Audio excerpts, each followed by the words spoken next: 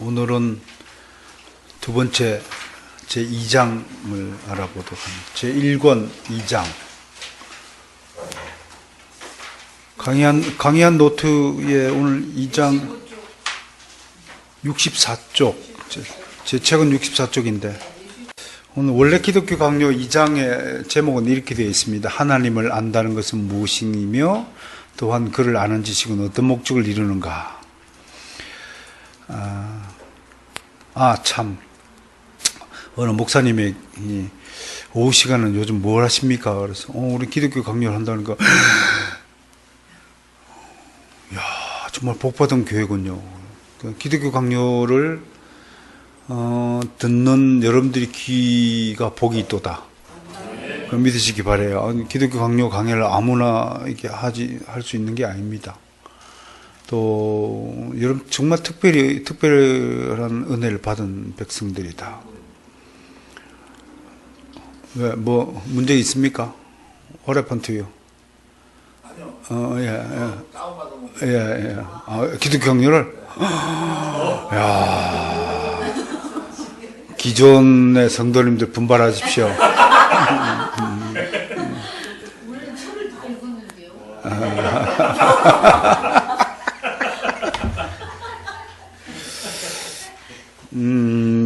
오늘 이 2장은 한마디로 제가 제목을 신적 지식의 목적이다. 하나님을 아는 지식의 목적이 뭐냐? 그러면 한마디로 경건에 이르게 하기 위함이다. 그렇게 말합니다. 그래서 우리는 칼빈을 경건의 신학자다. 그렇게 말합니다.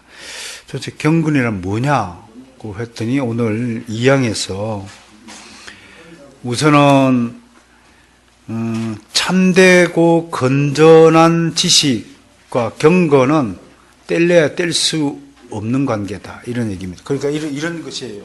자, 여기 보실까요? 칼빈주의 핵심을 좀 봅시다. 여러분들은 신앙 그러면 페이스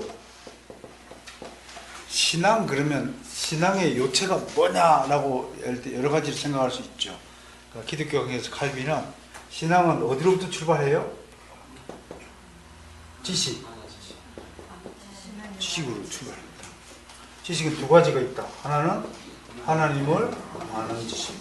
그 다음 인간을 아는 지식으로 두 가지가 나눠져 있다. 근데 요 두 개가 연결되어 있지만 어떤 것이 우월한 거라고요? 이게 있어야 이게 가능하다는 거예요. 그죠? 내가 내 자신이 어떤 존재인가를 알기 위해서는 세상 철학자들은 어떻게 합니까? 성경은 인간을 알기 위해서는 누구를 알아야 된다고요? 하나님. 하나님을 알기 위해서는 몇 가지 방식이 성경에 게시되어 있어요. 첫 번째, 자연의 계시. 자연 계시라고 그러죠. 그죠? 이제 이 정도는 알고 있어야지. 자연에 게시되어 있다 그러잖아요.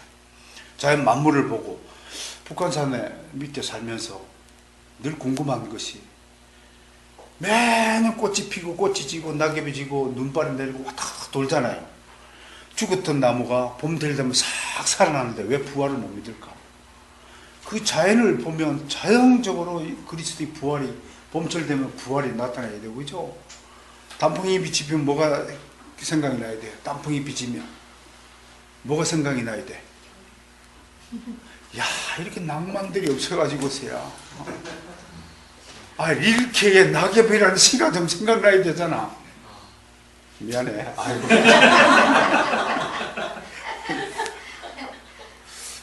그럼 두 번째는 뭔가요? 양심에 게시되어 있잖아. 하나님이 양심에 게시되어 있어요. 양심의 법대로. 그래서 선을 사랑하고 악을 본능적으로 미워해. 그 다음에 뭐예요? 성경. 그 다음에 하나는 예수 그리스도. 그죠? 이렇게 이걸 통하여서 하나님의 지식을 갖추면 자연적으로 인간을 알게 된다. 그게 이제 지식이죠. 그러면 오늘 이야기는 뭐예요? 이 지식 가지고 도대체 무엇 때문에 하나님을 알고 인간을 알아야 되느냐 이 얘기야. 그게 오늘 이야기예요. 그게 뭐예요? 한마디로 경건이에요. 경건. 라틴어로 피에타스고 영어로는 파이어티라고 하죠. 근데 이 경건이 뭐냐? 칼빈이 말한 경건이 뭐냐? 굉장히 어려워요. 정태야. 칼빈은 경건이 뭐야? 뭘까 경건이 도대체?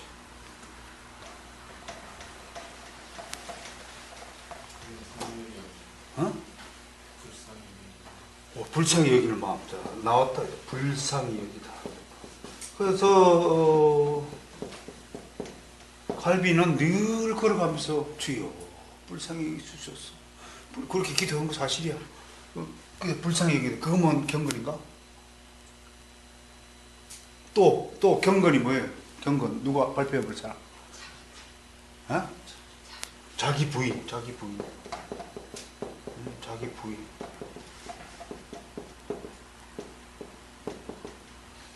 셀프 디나이어. 좋아. 자기 부인. 이거를 칼빈은 경건의 요체라고 그랬어요. 자기 경건한 사람은 출발이 어디서부터 하냐면 자기를 부인하는 거죠. 누구든지 나를 따라오거든 날마다 자기를 부인하고 날마다 자기 십자가를 져야 된다. 우리 그 말씀에서 경건을 찾았어요. 자기를 부인. 이거 갖고 칼빈이 말하는 경건을 다 이야기할 수 있을까? 기독교 강요하면? 자, 이 두 개 분명히 답이에요. 아마 이렇게 써도 나같이 온건한 교수는 100점 줄 거야. 그냥 한 개만 써도. 우리 스승님은 절대로 안 줘. 한 개만 쓰면. 한 개만 쓰면 삐져. 그냥. 가차 없어. 내가 하도 질려가지고 난 학점을 막 좋게 줄 거예요. 앞으로도 계속 그럴 거예요. 이건 다 설명이 안 된단 말이에요. 근데 한마디로 결론적으로 이야기하면 경건은 한마디로 뭐라고 꼭 꼬집어 말할 수 없어요. 그게 경건이야. 아무튼 경건을 한마디로 얘기하면 복음주의자들은 이걸 설명하니까 이걸 가지고 이상한 단어를 만들어서 영성이라고 만들었어요. 나는 지금도 이 말이 해석이 안 돼. 영성. 도대체 이 영이 누구의 성령의 성질이요? 내 영의 성질이요? 사탄의 악령의 성질이요? 도대체 난 이해가 안 돼.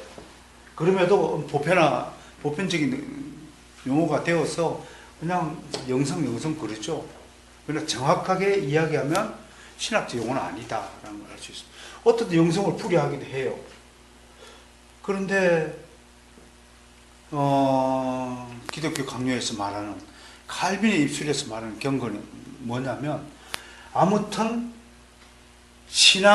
신앙생활의 목적이 뭐냐면 경건한 인간이 되기 위함이다 라고 말하는 거예요.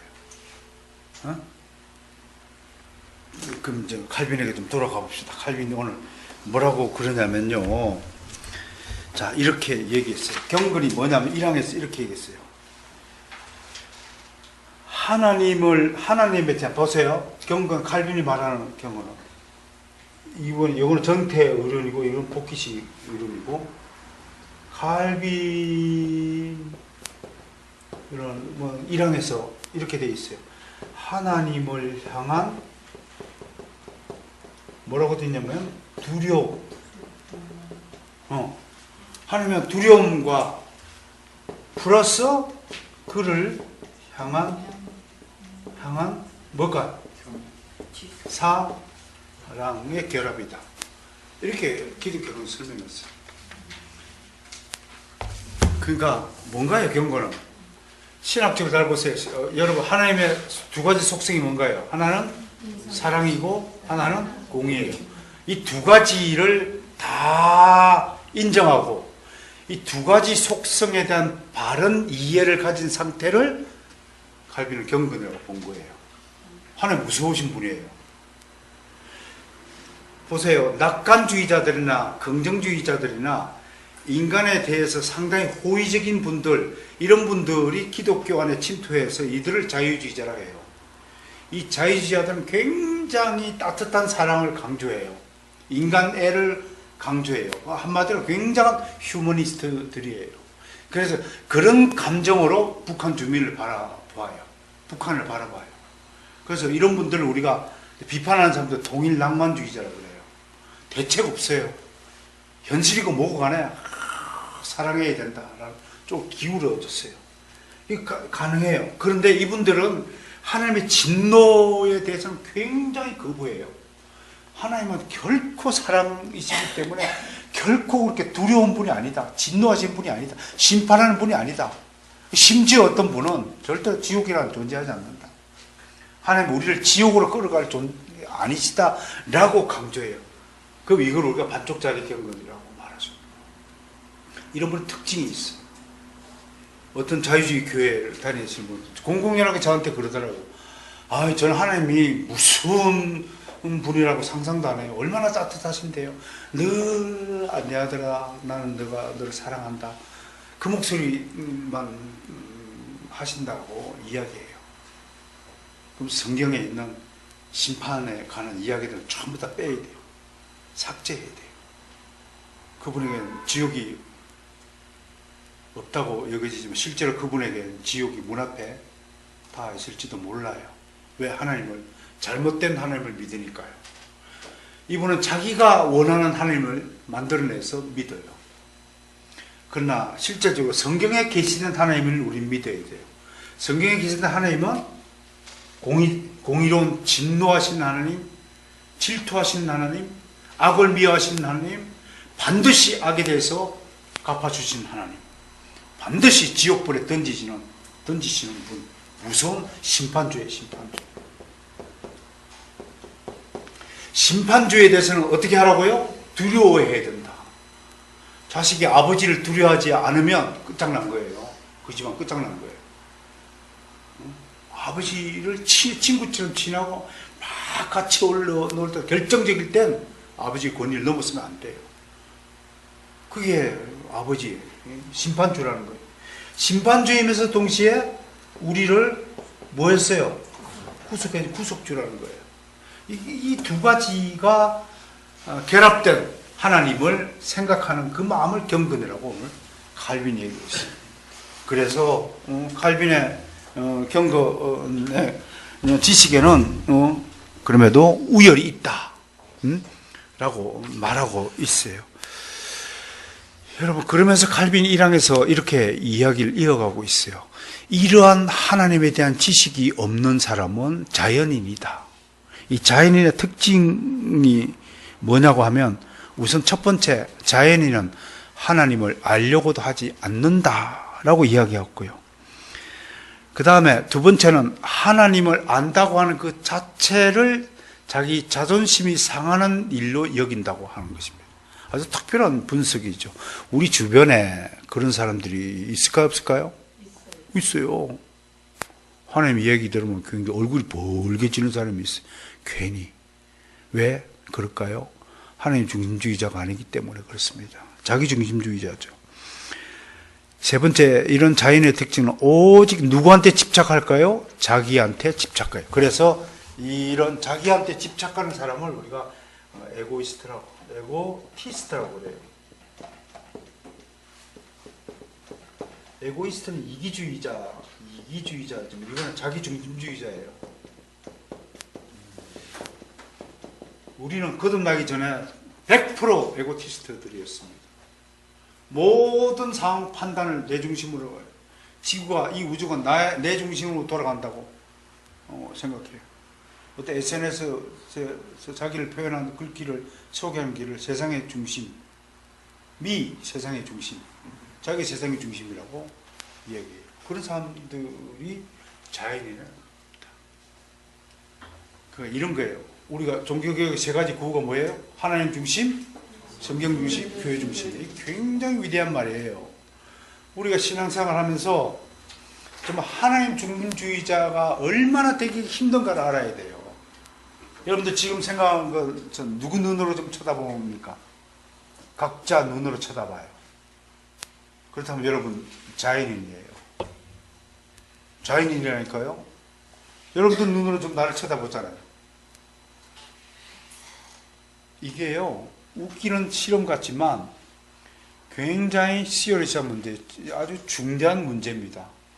이게 이제 신앙의 차원을 높이면 왜 하나님의 관점을 그렇게 우리 선조들, 믿음의 거장들이 그렇게 강조하느냐? 우리는 죽을 때까지요, 자연인의 신분으로, 자연인의 관점, 자연인의 철학을 가지고 변하지 못하고 죽는 삶이 허다합니다, 사실은. 그것을 칼빈이 경고하고 있는 거예요. 제발 그 차원에서 벗어나라. 정말 하나님의 관점에서 이게 세상을 바라보고 하나님의 입장에 서서 이웃을 바라보고 상대방을 바라보도록 훈련을 쌓아야 한다고 그렇게 강조하는 거예요. 그래서 이런 훈련할 때 내가 여러분들에게 북한산 꼭대기까지 좀 제발 좀 올라가 봐라. 산 정상에 서서 그런 관점을 뭐라고 하냐면 통전적 관점이라고 그래요.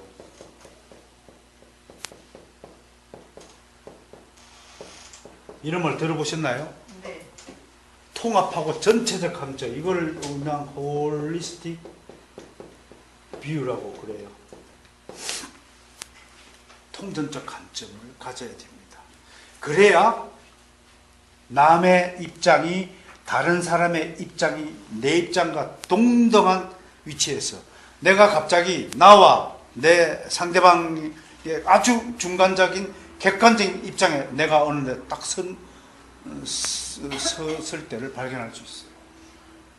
지금까지의 이 홀리스틱 뷰, 통전적 관점을 가지기 전까지는 늘 내 입장에서 상대방을 바라봤어요. 그러니까 항상 인간은 본능적으로 자기 보호 본능이라는 게 있잖아요. 항상 내가 손해볼 것을 기피하고 나한테 유리한 것 쪽으로 모든 상황을 끌고 가고자 하는 본능적 욕구가 있죠. 이건 철저히 타락한 상태에서 발동되어지는 욕구죠. 행동이죠.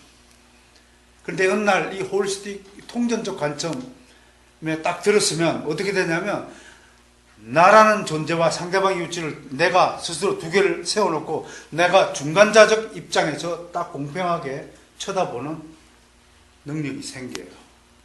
놀랍게도 하나님이 그런 능력을 우리에게 주신답니다. 그때부터 우리는 하나님의 관점으로 이제 내 자신을 바라보게 돼요. 내 자신을 바라보게 돼요. 상대를 바라보게 돼요. 그리고 옳고 그름을 시시비비를 판단할 수 있는 근거가 돼요. 이런 것들을 고린도전서 2장 15절을 봅시다. 고린도전서 2장 15절 뭐라고 했는지요. 이런 경지에 대해서 14절 15절 봅시다. 자, 함께 읽어볼까 시작. 육에 속한 사람은 하나님의 성령의 일들을 받지 않으나 이는 그것들이 그에게는 어리석게 보이며 또 그는 그것들을 알 수도 없나니 그러한 일 영적으로 분별되거든요. 지금 에고티스트는 어디에 속한 사람입니까? 내 입장에 서서 모든 일을 판단하고 생각하는 사람들은 어디에 속하다고요? 육에 속한 사람이라고 해요. 육에 속한 사람. 자, 그 다음 15절 시작. 신령한 자는 모든 것을 판단하고 자기에는 아무에게도 판단을 받지 않느니라. 이게 무슨 말인가요? 드디어 하나님의 입장에 서신 분들, 성령의 입장에 서신 분들은요, 인간적인 자연으로부터 판단의 대상이 되지 않는다는 거예요. 왜 그럴까요?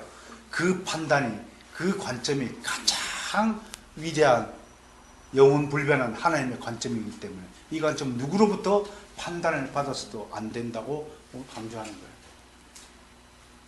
그렇다면 여러분 경건의 자리가 어딘가요? 바로 이 자리가 경건의 자리입니다. 자, 그렇다면 난 여러분들이 요구합니다. 저와 여러분 모두가 이 자리로 가기 위해서 노력해야 되지 않을까요? 지금은 아닐지라도 지금 그렇지 않다고 생각하되 이 자리로 가도록 애를 쓴다는 것. 그러니까 반드시 하나님은 이 자리로 우리를 이끌어가기 위해서 이런 지식을 가져야 된다는 거예요. 이 자리로 그냥 갈 수 있나요? 아니에요.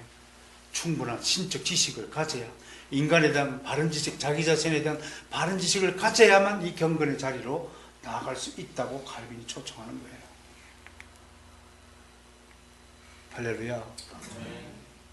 여러분, 우리가 그리스도인으로 영혼전을 택함받아서 한국 민족으로 태어나게 하시고, 나는 깜짝깜짝 놀래요. 흑인들을 비하하는 건 아니지만 쿤타키티 아들로 태어났으면 어땠을까? 그럼 입술이 뭐 살았을 거 아니에요. 일본인으로 태어나지 않게 하는 너무 감사해요. 하라라라라 까불까불 되는 거 너무 싫어. 정말 나는 내가 한국인으로 태어난 것이 감사해요. 정말 감사해요. 이렇게 멀쩡하게 생겼으면 됐지 뭐. 더 이상 바랄 게 뭐 있어요. 그런데 왜 1000년 전에, 왜 조선시대 때, 왜 임진왜란 때 태어나지 않게 하시고 6.25 전쟁 당시에 태어나게 하지 않고 이 평화로운 시기에 태어나게 하셨을까 생각해 본 적 있나요? 이런 생각이 미쳐야 통전적 관점으로 가는 겁니다. 이거 역사적 관점이기도 하고요, 홀리스틱 관점으로 가는 겁니다. 여러분들의 인생에서 이런 생각들이 여러분들의 사고를 지배해야 됩니다. 그게 하나님께 가까이 가는 겁니다. 내가 지금 뭐 먹고 살지? 어디 가서 돈을 얼마나 벌어야 되지? 그런 관점은 어디 관점이에요? 아직도 여전히 자기 입장에 서 있는 거예요. 그러니까 오늘 우리가 이 경건을 논하면서 칼빈이 그렇게 강조했던 경건의 목적이 뭐냐? 그러면 바로 이 경건의 자리로 우리를 옮겨주기 위해서예요. 이것이 차원이 달라지는 거고, 이것이 수준이 달라지는 것이고, 이것이 눈이 달라지는 것이고, 이것이 철학이 달라지는 것이고, 이것이 사상이 달라지는 첩경이란 말이에요. 생각해 보세요. 여러분들이 고려시대 때 태어났으면 지금 몽고족한테 밟혀 죽어. 하나님이 지식이 없는 사람. 그런데 이항에서는 뭐냐면, 그럼 이 두 지식 중에서 경건해지기 위해서는 반드시 하나님을 아는 지식이 우선이 되어야 된다 하고요. 세 번째 사망에서는 이제 경건의 자리 어디냐 그러면 하나님의 위엄 앞이다, 그렇게 설명하고 있습니다. 아마 이 글을 썼을 때 제가 보기엔 칼빈은 굉장히 하나님의 영광 앞에 자신의 자리를 만들어 놓고 앉았던 것 같아요. 그래서 정말 하나님의 그 오소리티가 자기 자신을 완전 지배한 경험을 느낀 것 같아요. 그래서 내가 지금 하나님의 위엄 앞에 앉아 있다, 그것을 우리에게 좀 소개하는 거예요. 그 기독교 강요는요, 그냥 뭐 고루하고 지루한 죽은 글자들의 소설책이 아닙니다. 기독교 강요에 있는 글자들은 지금도 살아서 생생하게 우리에게 교훈을 던져주고 있다는 것입니다. 자, 그렇게 칼빈의 경건을 이야기할 수 있는데요. 칼빈은요, 또 하나 특징은 이 경건을요, 오히려 사랑보다도 더 높은 위치에 두었다고 하는 것이 특징 중에 하나입니다. 그러니까 이렇게 이야기해요. 기독교는 사랑이다, 그렇게 말하죠. 그런데 칼빈은 경건하지 않는 자의 사랑은 가짜 사랑이라고 얘기하는 거예요. 그 얘기는 거꾸로 뒤집어 보면 신적 지식이 없는 사람이 펼치는 사랑은 가짜 사랑이라는 거예요. 그 경건에 근처도 못 간다고 이야기하는 거예요. 그래서 경건의 요소들은요, 믿음, 두려움, 존경심, 경외감, 사랑, 지식을 모두 다 함께 경건의 요소로 본 거예요. 그러니까 이런 거예요. 여러분, 오늘 이제 경건을 배우는데 도대체 경건 그런데 칼빈이 말하는 경건이 뭐냐? 그러면 신앙이라는 큰 요리가 있잖아요. 여러분들이 좋아하는, 요즘 애들 좋아하는 피자 한 판을 상상해 봅시다. 피자라는 경건에는 여러 가지 요소가 당연히 하나의 음식으로 만들잖아요. 그죠? 그러니까 이 하나님이 가장 아름다운 신앙의 열매가 뭐라고요? 경건이라는 피자다라고 생각해 보면 됩니다. 그러면 우리가 이제 경건에 대해서 어떤 입장을 가져야 하는가 분명히 인식할 수 있을 것 같습니다. 2장에 관한 것은 아주 어려운 문제는 아닙니다만, 그럼에도 불구하고 이 경건에 대해서 수많은 학자들 또 연구가들이 우리에게 경건에 대한 교훈을 주고 있는데, 그 중에서요, 오늘은 제가 이분의 의견을 소개를 좀 할까 합니다. 여러분, 제가 좋아하는 작가들이 몇 분 있죠. 기독교 작가들이요. 그 중에 아주 강직하고 아주 분명한 목소리를 낸 사람들 중에 A.W. 올슨, 토저 목사님. 영국의 웨스트민스터 사원에 조그만 묘비 하나만 남기고 떠나셨던 분. 그 묘비명이 뭐죠?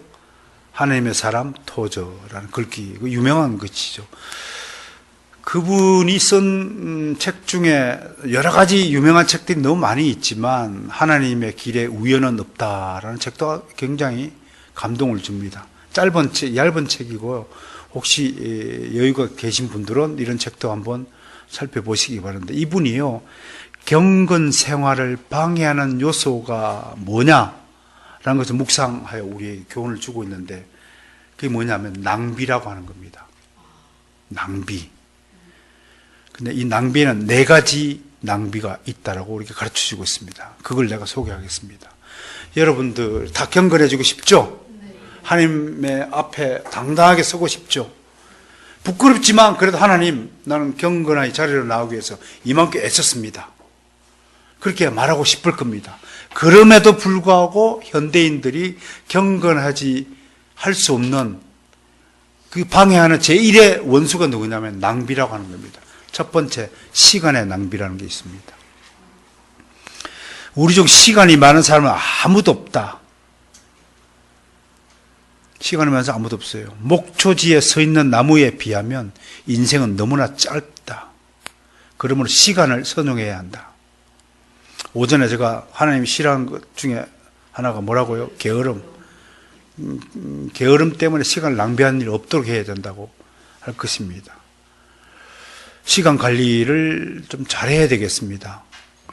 그래서 제가 그 하루 24시간을 기승전결로 나누어서 살아야 한다라고 여러분들이 교훈합니다. 제 말을 흐트러 듣지 마시고, 제가 여러분들에게 소개하는 이 방식이 그냥 제가 만들어낸 것이 아니라 우리 칼빈을 비롯한 위대한 신앙의 선배들이 이런 삶을 살았기 때문에 여러분들에게 소개하는 겁니다. 저마저도 완벽하게 그런 삶을 살지는 못하지만 그래도 우리가 이런 삶을 살기를 소망하는 마음만까지는 꼭 가져야 된다. 기승전결의 삶이다. 따라서 아침에 일어나자마자 기도하자. 출근 준비를 잘하자. 출근 준비 특히 핸드폰 배터리 가지고 다시 집에 기어 올라오는 일이 없도록 하시고, 핸드폰 하고 막 놓고 하지 마시고 잘 정리된 삶을 살아야 됩니다. 그 다음에 직장 있고 내 선교지다. 그게 기승전 본론적 삶입니다. 열심히 일하셔야 됩니다. 남들 열심히 일하는데 저 수요 예배 가야 되는데 쏙 빠지지 말고, 남들이 야근하면 앞장서서 목사님 오늘 우리 회사 야근입니다. 그러면 또 어떤 목사는 또 이게 잘못된 신학을 배운 목사는 무슨 소리야, 예배를 먼저 드려야지. 그러나 경건주의 칼빈 신학은 삶이 곧 예배입니다. 여러분들이 누구보다도 먼저 여러분들이 주신 직장을 소중히 알고 그 일에, 하나님이 주신 그 일에 매진해야 됩니다. 직장이 선교지입니다. 수시로 그 시간에 자기가 예배에 참석하지 못한다면 잠깐 화장실에 가서라도 기도할 수 있잖아요. 아파치, 여기가 수요 예배입니다. 딱 기도하고 열심히 하고, 남들 먼저 또 달랑 먼저 좀 퇴근하지 말고, 뭘 마치면 확 가지 말고, 뭔가 좀 전기가 꺼졌는가, 화장실에 불은 켜져 있는가 다 챙기고 정리정돈하는 그런 사람이 청직이란 말이에요. 참된 경건한 그리스도인이라고 말할 수 있는 거예요. 이런 삶을 살고 있습니까? 그냥 막 먼저 확 내빼버리고 말이에요. 그러지 마시고 직장에서 제일 늦게, 제일 일찍 출근하고 제일 늦게 퇴근하는 사람입니다. 결론은 뭐예요? 돌아와서 하루 일을 잘 정리하는 것. 뭐 매일같이 일기를 쓸 수 없는 바쁜 현대인들인 줄 잘 압니다. 그럼에도 불구하고 또 자신의 오늘 겪은 일에 대해서 기록하고 그 묵상의 기록을 남기는 것, 이런 것들이 여러분들의 영적 삶을 풍성하게 만들어 주시고 여러분들 경건의 자리로 빨리 옮겨주실 것입니다.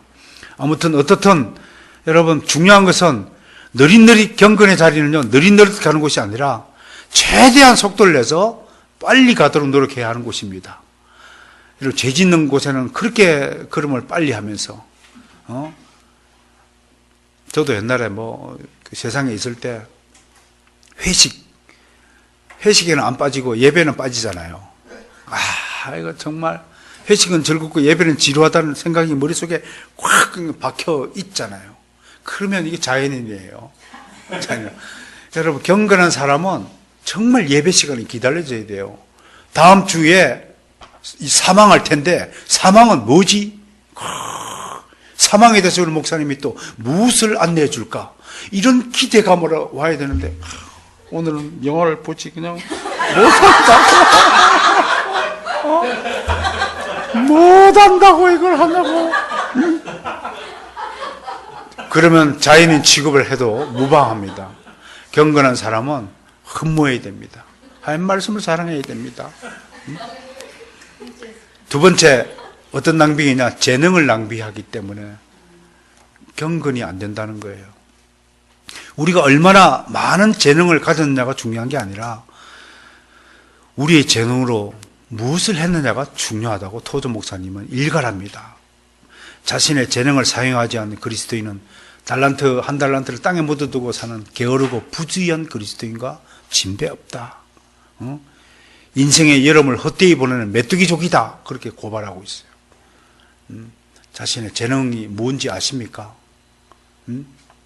우리 모든 그리스도인이 주신 재능이, 공통된 재능이 무엇인 줄 아세요? 모든 그리스도인에게 주신 공통된 재능이 하나 있어요. 뭘까요? 김선희 씨, 우리 모든 그리스도인이 공통적으로 갖고 있는 재능이 뭔 줄 아세요? 모르시구나. 아니에요. 돌머리예요. 돌머리. 우리 전부 다 돌머리라는 공통된 재능을 갖고 있어요. 돌머리를 그냥 놔두면 안 되는 거야. 그래서 막 새기고 또 새기고 또 새기고 이게 있어야 되는 거예요. 여기 머리 좋은 사람 아무도 안 불러요. 하나님이. 세상에서 나약하고 천하고 불쌍하고 문제를 일으켰던 수많은 영적인 환자들을 먼저 부르셔서 그분들 사랑으로 치유하고 있다는 사실을 잊어버리면 안 돼요. 아무튼 우스갯소리겠지만 우리는 각자 하나님으로부터 달란트를 받았어요. 그리고 또 구할 것은 은사를 사모하라 그랬잖아요. 은사가 고린도전서 12장에 있는 9가지 은사 외에도 성경에는 약 27가지 은사가 소개되고 있어요. 특히 저에게는 저도 잘 몰랐는데 이렇게 가르치는 은사를 주신 것 같아서, 그래서 이런 가르치는 일을 가지고 있는가 봐요. 여러분들도 가장 저는 귀한 은사 중에 하나가 섬기는 은사 같아요. 섬기는 은사를 받으신 분은 참 정말 어쩜 그렇게 기쁨으로 잘 봉사하고 섬기시는지 참 부럽더라고요. 또 전도하는 은사 같은 것도 말씀을 어떻게 맛깔스럽게 잘 전하는지. 혹시 게으른 은사를 받으신 분 계십니까? 그런 은사는 없습니다. 그러니까 이런 재능들을 소중히 하시고, 또 재능이 없다면 은사를 좀 달라고 간구해 보시기 바랍니다. 세 번째, 돈을 낭비한다고 합니다. 그리스도인과 돈의 문제는 굉장히 중요한 문제입니다. 많은 그리스도인들이요, 돈을 벌기는 잘 버는데 이 쓰는 문제에 대해서 항상 문제에 봉착한다고 지적하고 있습니다. 어떻게 써야 할까?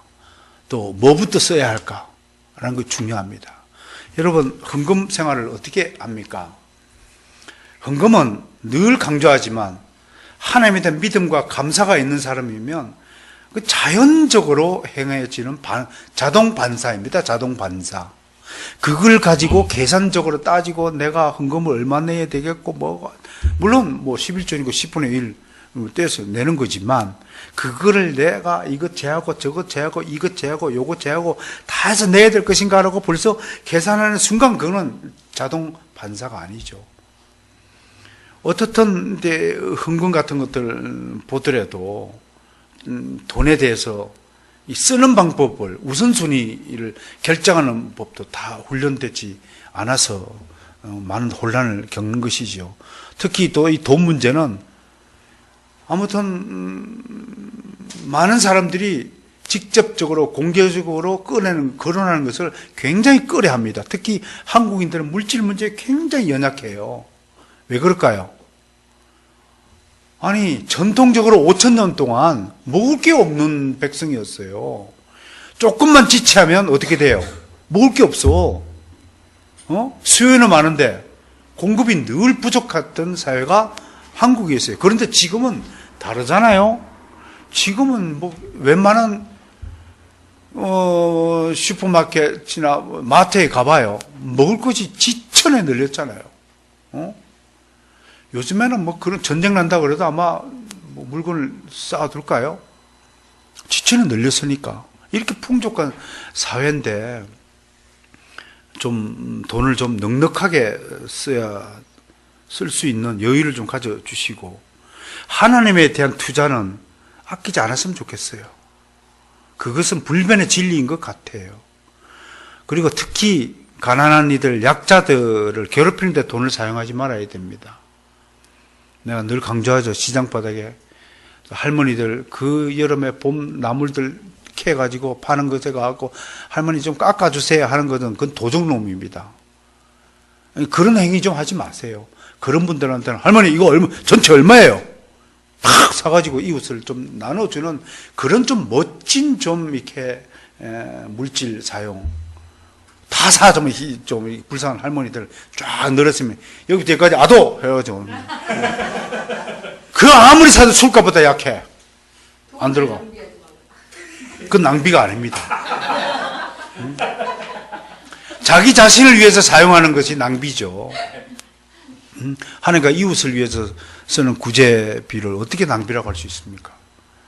하나님을 위해 쓰는 돈과 하나님을 위해 쓰는 돈은 교회에서 다 여러분들이 내는 돈 가지고 이거 월세 내고 또 제가 교회를 대표한 행사에 장례비 뭐 축의금 제가 교회를 대표하니까 제 활동비가 목회 활동비고 교회 활동비가 되어서 그렇게 다 쓰고 하는 거 아닙니까? 그것도 아니면 뭘로 써요? 수많은 사람들이 이상한 이야기를 만들어가지고 뭐 11조를 내야 되니 말이야. 11조가 의무입니까? 의무는 의무인데 자동 반사적 의무라니까요. 믿음이 없으면 안 내도 돼요. 누가 안 낸다고 뭐라고 그래요? 그런데 그걸 가지고 괜히 뭐 왜 11조를 내라고 왜 강요를 또 해 11조 내라고? 언급할 대상이 아니에요, 그거는. 그건 각자 개인적으로 다 알아서 할 문제예요. 내가 여러분들한테, 자, 지금부터 시작, 공기를 마셔! 그게 명령할 대상입니까, 공기 마시라고? 내 명령에 따라 숨을 쉬어요, 여러분? 자동적으로 숨 쉬잖아요. 목마르면 어떻게 해야 돼요? 목사님, 저 목마른데 물 한 잔 먹어도 될까요? 그리고 물 마셔요? 화장실 가는데, 오줌이 가득 찼습니다. 그러고 가요? 그런 거 허락 맡을 필요가 없지. 또 거론할 필요도 없지. 그건 자연 반사적으로 생활적인 문제잖아요. 그런 부분을 가지고 괜히 의무정할 필요는 없죠. 어떻든 이웃을 위해서 좀 자기 자신에게는 아주 근검절하게 해야 되지만 하나님과 이웃을 위해서는 굉장히 인색하지 않아야 된다. 라는 것이 돈에 대한 철칙이다. 라고 말할 수 있을 것 같습니다. 마지막으로 네 번째 무슨 낭비를 하냐면 기회를 낭비한다. 이거 참 좋은 가르침입니다. 이게 뭘까요? 우리에겐요, 하나님이 수많은 기회를 주신대요. 시간을 아주 의미있게 쓸 수 있는 기회를 주시고요. 돈도 진짜 많이 벌 수 있는 기회를 주시고요. 재능도 아낌없이 발휘할 기회를 주시는데도 불구하고 이 기회를 다 잃어버린다는 거예요. 이렇게 얘기해요. 하나님은 이 기회라는 통로를 통해서 다른 모든 귀한 선물들을 주시려고 하고 있는데 일어나라 라고 얘기할 때 일어날 기회를 주셨는데도 불구하고 좀 더 자자 하고 누워버리면 하나님이 그때 주고자 했던 선물을 싹 걷어가 보신다고 하는 얘기를 하고 있어요. 보세요. 선을 행할 기회가 주어졌다. 그러면서 선행하지 않았다. 이웃이 아픈 뒤에 쓰러졌다. 부모이 도울 수 있는 기회를 주셨는데도 모른 척하고 지나간 경우 얼마나 많은 기회를 낭비합니까? 생명의 말씀을 죄인에게 전할 기회를 너희에게 충분히 난 주었다. 그런데도 너희는 그 기회를 다 잃어버리고 말았다. 다른 이들을 위한 중보 기도할 기회를 충분히 너희에게 주었음에도 불구하고 너희는 다른 이들을 위해서 중보 기도하지 않는다. 그리고 너희들은 내가 원하지 않는 엉뚱한 일에 관심을 가지고 온 에너지를 집중하여 살고 있구나. 이거 하나님의 안타까운 마음을 우리에게 전하고 있습니다. 오늘 어떻습니까? 경건이 손에 좀 잡힙니까? 왜 경건해야 되며 또 하나님의 지식을 아는 목적이 뭐가 있다고요? 경건의 자리로 나가기 위함이다. 우리 신앙의 목적이 뭡니까? 하나님 잘 믿는 것이라고 말할 수 있지만 이제 개혁주의 신학적 교리를 배우신 분들은 경건의 자리, 그 자리가 하나님 앞에 하나님의 어마어마한 영광과 위엄 앞에 서는 자리이며 그 자리는 모든 것이 다 드러나는 완전 투명한 자리이며 조금도 거짓이 없는 자리이며 가장 진실하며 가장 따뜻한 사랑으로 충만한 그 자리이며 그 자리가 예수님의 자리이며 그 자리가 하나님의 보좌가 있는 자리이며 그 자가 하나님의 따뜻한 사랑이 있는 자리라는 사실을 칼빈이 우리에게 소개하고 있습니다. 자, 우리 이 자리로 가야 되지 않을까요? 하나님은 칼빈이라는 위대한 신학자를 통해서 이 길을 우리에게 제시해 두셨던 것입니다. 왜 칼빈 하는가를 이제 여러분 아셔야 됩니다.